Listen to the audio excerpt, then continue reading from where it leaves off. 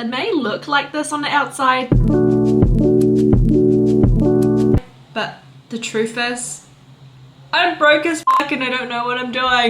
This is my story. I used to be a doctor working in New Zealand full-time, and now I live in Thailand as a digital nomad. The day that I'm filming this video actually marks 1 month since quitting my medicine job and joining the Great Resignation. I thought I would feel fulfilled with all the freedom of doing whatever the heck I want, and this is everyone's dream. But I find myself crying a few times a week. I really didn't understand why I was feeling this way. To be honest with you, I am well and truly lost. If you're new here or you haven't actually watched this video, then welcome! My name is Eunice, and this is my story about how I became a digital nomad from a doctor. I used to be a full-time doctor working 2 years of junior doctoring in a New Zealand hospital, and before that I'd been doing 6 years of medical school straight out of high school. So these few years I have been solely focusing all my energy and efforts into my academics, shaping Eunice to become the best doctor that she can leading up to the job. And during all those years, I just didn't really have time for myself. I didn't even know what my passions were, what I truly enjoyed to do with my free time. I just didn't know who I was as a person. I think Jay Shetty mentioned this in someone's show. It stuck with me for a long time. You are what not you think you are. You are not what others think you are. You are what you think others think you are.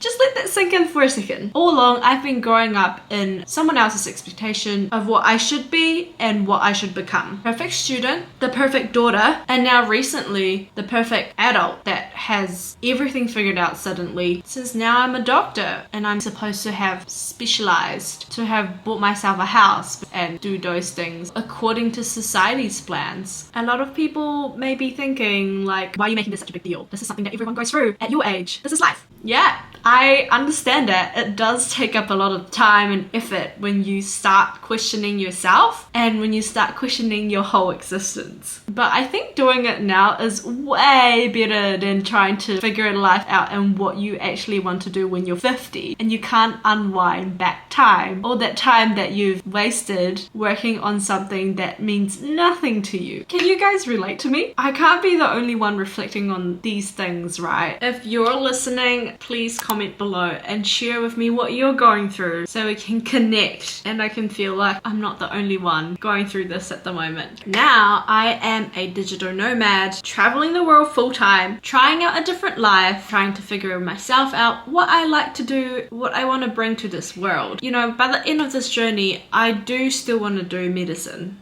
Am I happy? Shit, yeah. But I cry every second day. This is just as real as it gets. Like, I have no clue what to do with myself. I am a doctor. I actually have no experience, like no EXP in any other fields. And I'm like, YOLO, let's go on this trip. Let's just figure things out. And by the end of this journey, I would have become this totally different person. I'm not gonna touch any of my savings and I'm gonna learn how to make money online. I tell my parents, don't worry, I got all of this under control. This is exactly how I wanted things to be.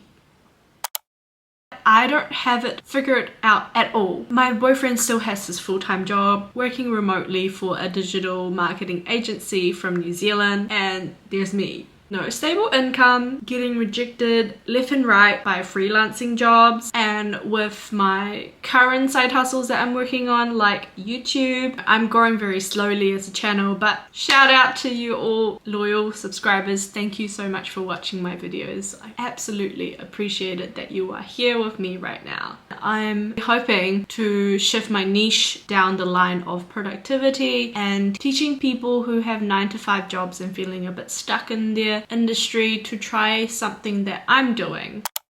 And I'm feeling very overwhelmed and really lost as to how I can even bring value to teach you guys how to go on this journey with me, because I'm trying to figure this out too. And this is the first time I've ever felt so incapable, so unworthy, and so unsure of myself. For the first time in many years, I have grown a deep appreciation for the stability of the income that medicine provides. I really appreciate that now and I'm super grateful. Yeah, this is a newfound gratitude that I have for my job. Do I miss medicine? Yeah, I do. I don't miss the hours, however, you know, the weekend shifts, the long days, the on-calls. Yeah, I don't miss any of that, but like I was unconsciously doing doctor stuff when I was getting my manicures done in Chiang Mai. So this is story time. There was this young man who was doing my manicure and suddenly he felt a sharp chest pain and it went away in a few seconds. I was like asking his history and gathering the information about his symptoms and his presenting complaint, and I was like, spot diagnosis, costochondritis. But the story doesn't end here. If you guys are interested in listening to this medical stuff, keep watching. If not, you should just skip ahead. But this is about to get super interesting. Then I saw his nails, like, bruh, those nails are definitely clubbing. At first I thought I was overreacting, but then I stared at his nails for 30 minutes straight while he was doing my manicure. Definitely clubbing. Medical School 101. This is a lesson for you. So clubbing is when your nail looks like this. So it's actually a medical term. It's not like, you know, the term for like boom boom. No, not that sort of clubbing. The nails look curved instead of flat like a normal nail. These nails are normal. Do you like my manicure? So clubbing occurs when the amount of soft tissue beneath the nail bed increases. It's usually a sign of chronic disease that's been undergoing for a wee while now. And it could be anything from cystic fibrosis, lung cancer, congenital heart disease, inflammatory bowel disease. Like, just doesn't mean good news. You actually hardly see this in New Zealand because, you know, these things are usually picked up early on in life and gets treated before your nails can actually manifest this disease. The only other time I think I've seen this sort of clubbing is actually in a hospital in Malaysia. So yeah, another third world country. Then my diagnosing brain started moving super quick with the limited English that he had. Like, I didn't know if this was the right thing to do, but I did it anyway. I went up to him and I was like, bro, look, you've got clubbing in your nails. This is what it means. I showed him the picture of it and I was like, that you. I told him that, mate, you should go see the doctor. You know, even if it's costochondritis to address the chest pain, it's better safe than sorry. If he can sort out the clubbing, if it was something organic and get managed for that, I think there's no harm in seeing the doctor for that. He probably thinks I'm crazy, but I feel like I'm just doing my duty as a doctor. I just think that it's better for him to go see a doctor rather than not. Yeah, that was a whole lot of sidetrack. The point being, I do enjoy medicine, I do enjoy the diagnosing part, and feeling like I might have made a difference to this young man's life. Like I said, I don't miss the hours and I don't miss the weekend calls and the night shifts. But not gonna lie, I do definitely miss the stability of the income and the structure it provided me. The more I think about it, I've realized that I built my identity around being a doctor. Taking that away, it's like I am an empty shell and I feel like I'm nothing without the doctor title. So I cried and cried and cried, but at the end of the crying session, something good did come out of it. I came back with a good handful of things that I learned from this trip about myself and things that I could work on. Number one, I enjoy the stability that the full-time work can provide.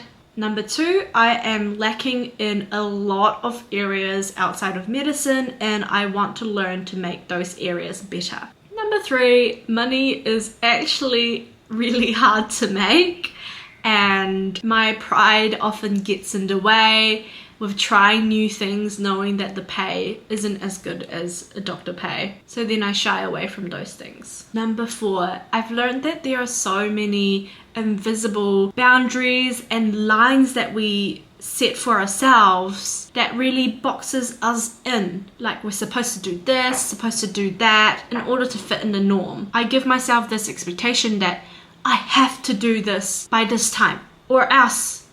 But or else what? There is no consequences. Like, goddamn, just do it. Just do what you want to do. No one cares but yourself. Number five, and this is the most important thing that I've learned from this whole journey so far, is that I need to learn to be grateful for the things that I have now. It's so easy for me to dwell in the situation and indulge in the feeling of self-pity pitchiness and how everything's not going well, and that I'm feeling lost being a digital nomad. But what the heck, I'm traveling full time. I've taken the whole year off and this is time for myself. I can do whatever the heck I want. Look, the point being is that there is always something negative in our lives that we can focus on, but there is so many good things that are going for us as well. But as humans go through evolution, our brains are wired to hold on to the negative things more because those are the things that threaten us, and we often overlook the good things that are also going for us. If you choose to consciously focus on the things that are good and positive, you'll just be much happier.